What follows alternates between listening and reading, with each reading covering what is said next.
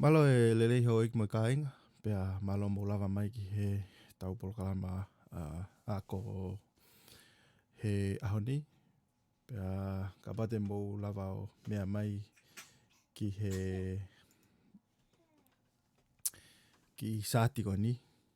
Ka ngai mea whi mau, ke mau, pea lava rewa ke hiki hiwa, he? Ka ke te hangi ko e taimi ko e ke o ki hafu studio hiki a hiwa i kai. Te lava peo hiki hiwa pi api. Pea ka pate mo mea mai, ko e ngahi mea ni ke whi mau. O tonu ke whi mau ki he hiki hiwa. Whi mau ki aha o computer, whainga computer pe e polo, pe ko window, pe ko ha laptopu, ko koloa pe o ko kika e whae RAM ki o lunga, pe mo hard drive kika wangi au ki o lunga. Ko mau pe ha computer ku iai ango whai mea ua koe ni, pe ko computer sa ia, pe ko laptop sa ia ki he hiki hiwa. Ua ki ai whi mau ha speaker, ki lava whanongo ki he ngahi sauni ko hau me he computer i ho hiki hiwa. Oku ai pe ai speaker ki he studio, ai kui ko e studio monitor, ai ko e speaker ia koe. Pea whaaki ai whi mau ha o interface, studio interface, ai koe ia. Koe ki whoi mea ia koe, lanpulu koe. Koe whatongia ki whoi mea koe ni, koe o mai e tiriwa mai sauni koe me he computer ki he speaker, pea mo hiki e tiriwa e hore o pea me he maika ki he interface o alu ki he computer.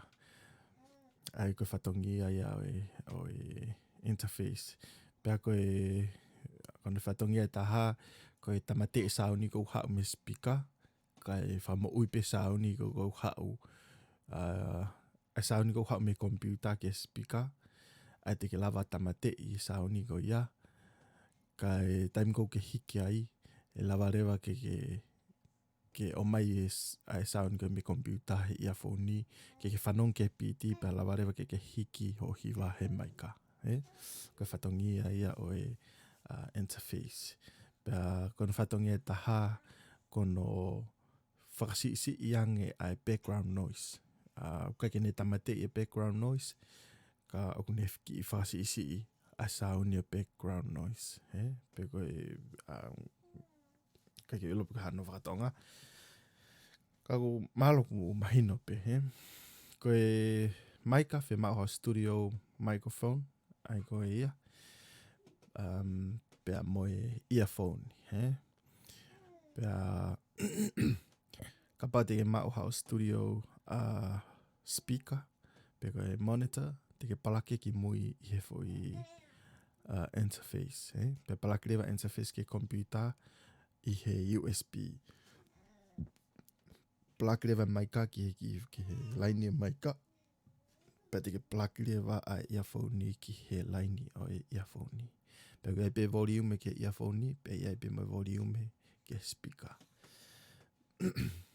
Pe koe whakaosi koe mic stand, pe koe stand ni ki he maika. Ke huka ki ahi ki o maika, ki lava o tuk whale rei o hiki ho hiwa. Ka uka ke fuwhi mau ha stand, ka pati ke lava pe ko ai ha stand, pe koe lava pe iawhenga mea tuk wai e maika koe koloa pe ke lava hiwa ki he, ke tuk le re maika ke lava hiwa ki ai. Koe ngahi ai te mia uwhi mau ke mau, pe ke toki lava rewa o ai hiwa. Pea i he computer, ue me polo kalama, uwhi mau ki he computer, ai a kui ko FL Studio, ai koe polo kalama ai ni. Polo kalama ai. Koe polo kalama ai ni ko uwhi mau ki he FL Studio.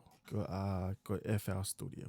Koe polo kalama ai ni ko oku hiki ki ai e mea kotoa, ki he mo whakua e piti, pe toki hiki ki tua, ki hoko koe whahiwa peta.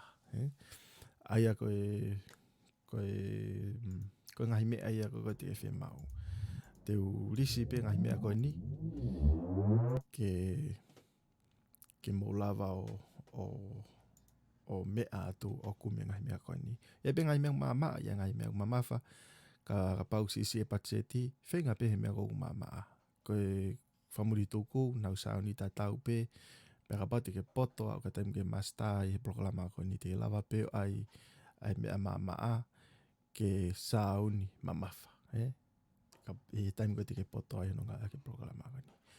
Koe tau viti o uloaki ahi aho ni, pe a whaamu pe toko ni atu ka te mautolu kou kamakamata, koe ngahi mea ni kou mau whemau. Koe ia pe, ka tau tokisio i he viti o hoko.